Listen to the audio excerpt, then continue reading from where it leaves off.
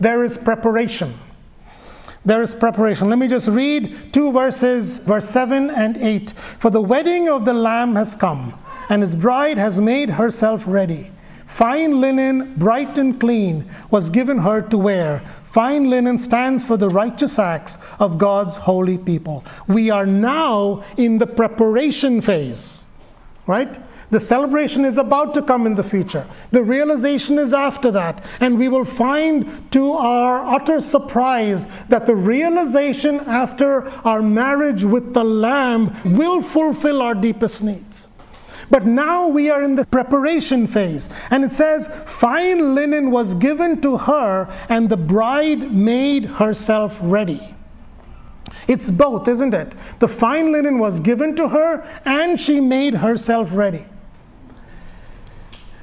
So we have been given salvation and declared as righteous, and having been declared as righteous, we need to now do the works of righteousness. We need to live righteously.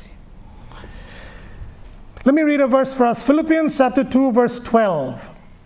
It says, therefore, my dear friends, as you have always obeyed, not only in my presence, but now much more in my absence, continue to work out your salvation with fear and trembling. And if you stop there, you will misunderstand it. It seems to say that we need to work out our salvation. We need to work for our salvation. But that's not what it says. Because you got to read the next verse, which says, for it is God who works in you to will and to act.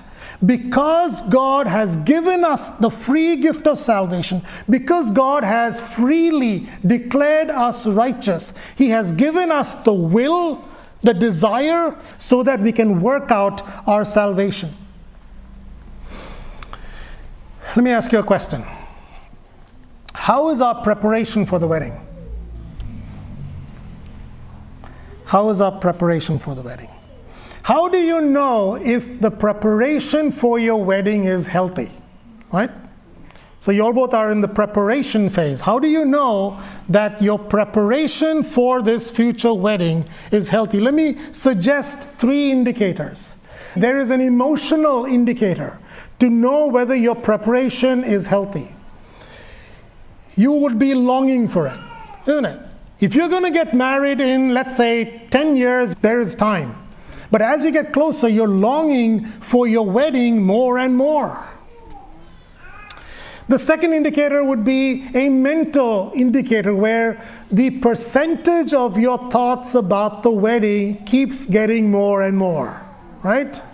If you're going to get married again in 10 years, okay, I mean, that's lots of time to think about it. But as you get closer and closer to the wedding, if your wedding is next week and your wedding is not predominating in your thoughts, then there's a problem. We are not prepared enough. But then there's also what I'll call a behavioral component, right? Let's say that you're getting married and the plan is for you to get married and move to the United Kingdom. If you're going to get married and move to the United Kingdom, then you would make some behavioral changes while in the preparation phase, right?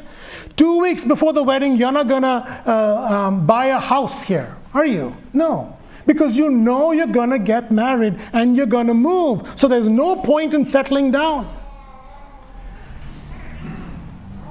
How is our preparation for the wedding? How many times in the last week have we thought about the second coming of Jesus? How many times in the last week have we thought about the second coming of Jesus? If we haven't thought about it, then we are certainly not preparing for it. If we haven't thought about it, then we are not making behavioral modifications for it.